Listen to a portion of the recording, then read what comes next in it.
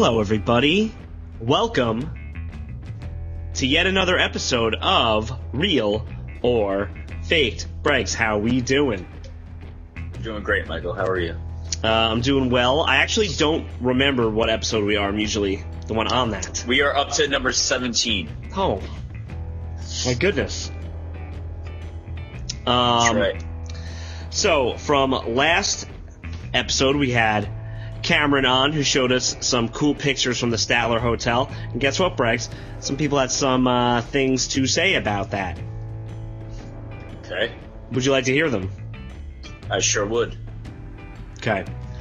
Steve Dunn, who we'll be talking about in a moment, says, in my opinion, the only one that looked real to me was the pic of the fireplace. And then he talks about the girl in the bed. We already talked about that. As for the wedding picture, it looks to me like the guy in the red shirt has his hands on the so-called apparition. The banquet hall, I'm kind of up in the air about. The shadow figure just looks too well defined. Just my opinion. So Steve is down with the fireplace one. Says he's not too sure about the banquet hall, which I'm kind of flip-flopped on that. Right. What about you? I mean, I like the banquet hall one, just because zooming in on it and everything else, you do see something there. And according to Cameron, they did talk to the guy. This is the one with the figure, right? The shadow in the back with the guy? Yeah.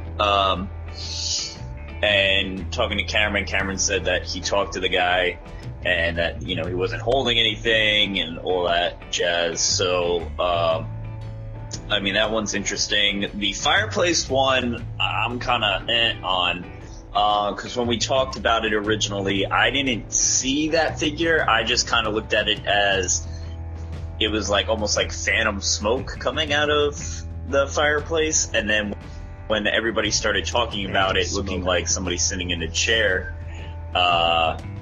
that's when I finally saw it. So I feel like it was one of those things where, kind of like what we say about the EVPs, where before you say what you hear, you want to see what somebody else hears before actually saying, oh, I heard this, because then you're automatically thinking that's what you're going to hear. So I took that as that's why everybody kind of sees that person sitting there, because we said it beforehand. But they are all good photos, so...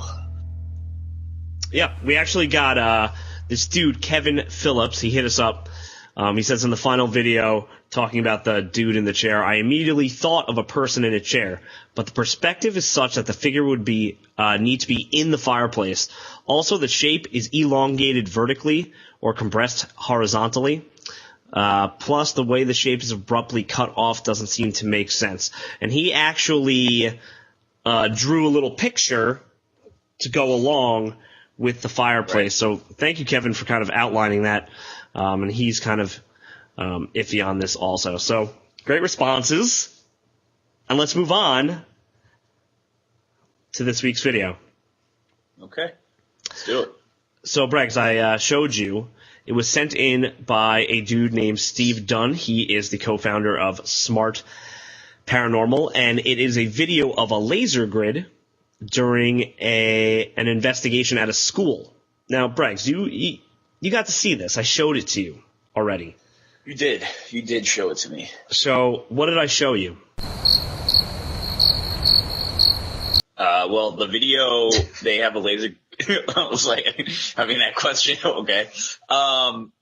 So they have the laser grid set up in this school, and you do hear some EVPs beforehand, before the anomaly happens, which to me sounds like kind of like faint talking or whispering of like a high-pitched voice of what maybe a child might be.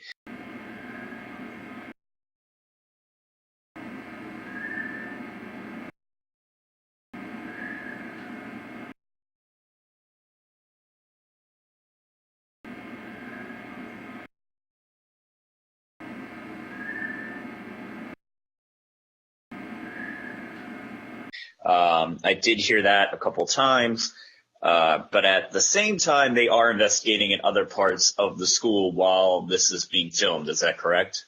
Yeah, you can see them walking around. You can see them shine a flashlight into the room. Yeah, you kind of hear them walking around. Yeah, you can. And then the anomaly happens where first you see like the flashlights in the room and stuff like that. And then you do see the laser grid kind of get distorted with something walking by and then walking back. I would ask directly where they were at the time that this actually took place, because it did happen right after you see their flashlights in that area. So I would just ask, but if they were nowhere near that laser grid or they were already leaving that room, I mean, it is a very interesting piece of evidence. Yeah, so from talking to Steve, I'm pretty sure they were not in the room. They were just kind of walking around, shining their flashlights around. He swears nothing was in the room, nothing that would be moving across the room like the anomaly does. The EVPs, definitely creepy. I don't know, it sounded like someone in distress, like trying to yell something, a girl or like a woman. So those are cool. And I don't know, it's one of those things that it's kind of... Well, I was just thinking as you were talking, so the part where it goes back across, like it goes from camera right to camera left? Yeah. So to me, if that was actually a real person, because it's the shadow of it, but the shadow of it is causing the laser grid to get distorted. If that was a real person, the person would have to be in front of the laser grid, in front of the camera, no?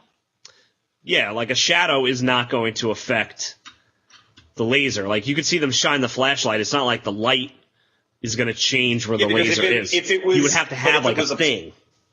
And if it was a person in front of the laser grid, then that whole thing would have been blacked out. But you still see the laser grid. Well, yeah, you would see it, but like you need to have mass to bend the laser grid. Like it would have right. But what I'm saying is, if somebody walked in front of, if a human being walked in front of that laser grid, yeah, not on camera, not in front of the camera, it all would have been blacked out. It wouldn't have been bending the laser grid. It all would have been blacked out. Correct. I just did not understand what you were saying. You nailed it. So I'm gonna go real on this one. Oh, I don't know. I'm gonna go real too.